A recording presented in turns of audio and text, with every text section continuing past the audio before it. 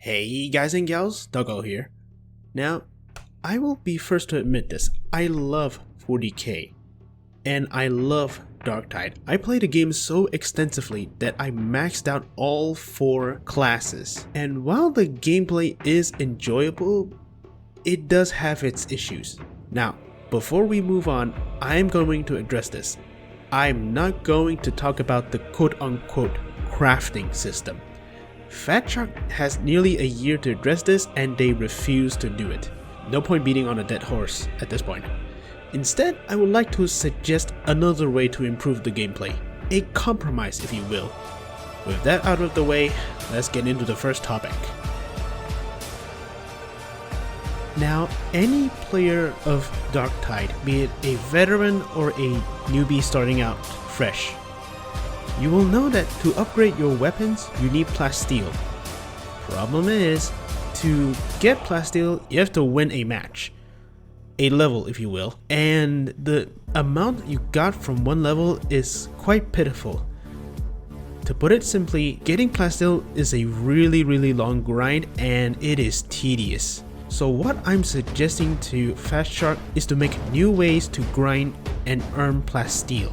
One solution is to implement a function that is somewhat similar to the grimoire or scripture mechanic for Sir Melk's contract. So for example, if you or any of your teammates bring back a ammo crate or a medipack, you'll be granted a certain amount of plasteel. Now, if you ever played the game, you will know that a lot of players basically finish the game with either a medipack or an ammo crate in their inventory. Sometimes basically they just use it during an evac point, either inside the Valkyrie or on the elevator, and basically just type GG.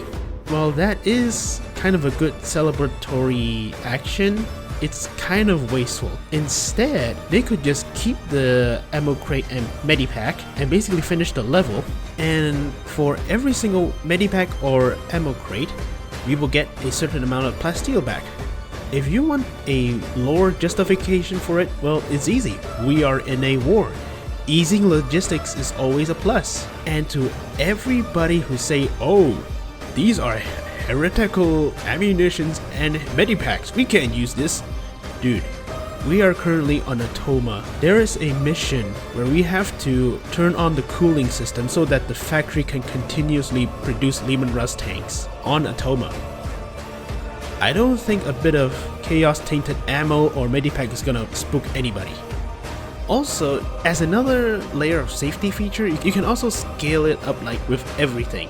So for example, on Malice, if you bring back an ammo crate or a medipack, you get 25 plasteel. On Heresy, you get 50 plasteel. On Damnation, you get 75, and so on and so forth. Easy. A second potential way to earn plasteel is to make a system basically whenever we turn in weapons, like we trade it in for Ordo dockets, we get a certain amount of plasteel back. Now throughout the player's journey, we get a lot of weapons that we just traded for various reasons, either because we don't like the way it handles or because the stats are garbage. Instead of just, waste doing that and just getting back dockets, we can get some bit of plasteel. The amount of plasteel is basically based on the rarity. So for example, you can say for redeemed you get 25 plasteel, for anointed you get 50 plasteel, for exalted you get 75 plasteel, and for transcendent you get 100 plasteel. It's a good small amount, not enough to break the game, but just a bit of trickle for us to hold on. Now I know what you're saying. What about those who abuse the system and farm it continuously? For that I have one very simple solution. Level locking this feature to level 30. Because at that point, everybody is just farming plasteel for their ideal gun or weapon or curios anyways. Now this second problem isn't really a community recognized problem. It's more of a me problem, but Sir Melk's contract, it kinda gets boring. It's just the same thing of killing X amount of monstrosities, collect X amount of plasteel/diamantine, kill X amount of scabs, dregs with melee or ranged, finish the mission without deaths, complete X amount of missions.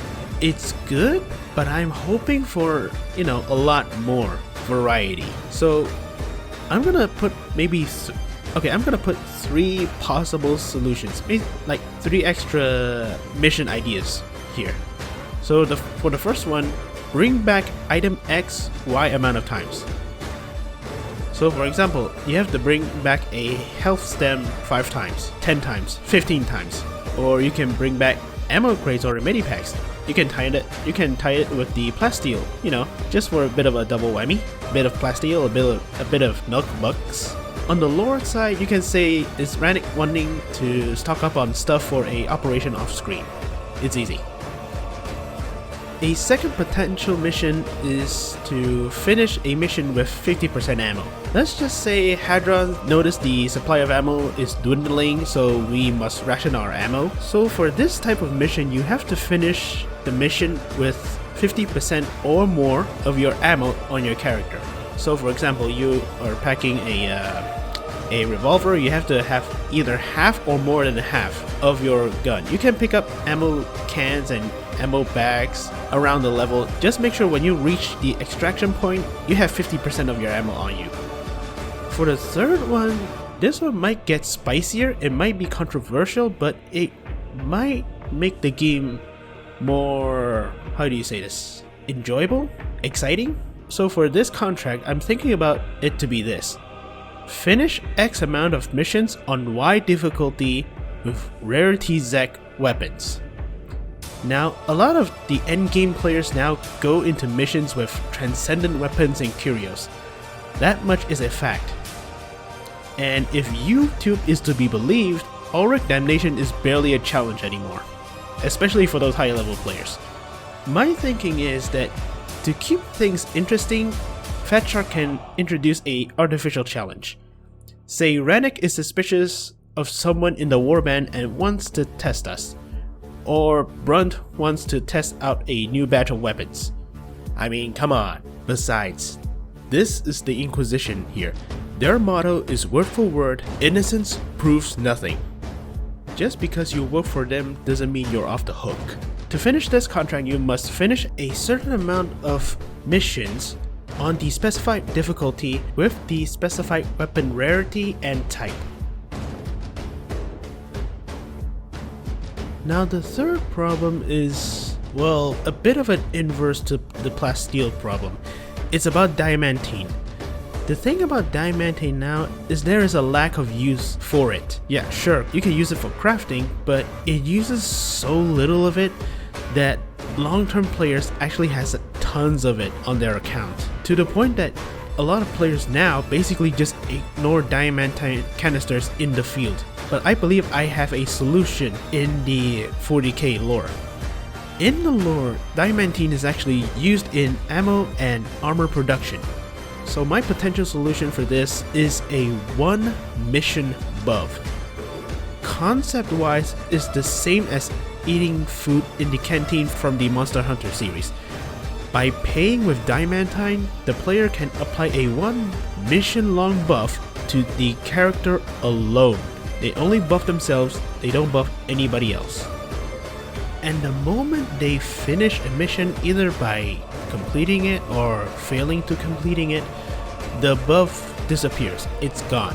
And to make it so that people don't really abuse this system, Fatshark can make it pricey.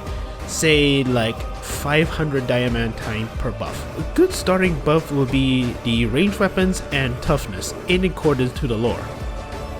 Now, yeah, there will be abuses to this system, but only for the beginning.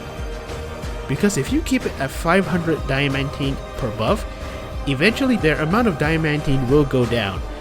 It will go down to the point where they have to basically think to themselves, okay, do I save up my Diamantine to craft or modify my current equipment, or do I use it for a 1 mission buff?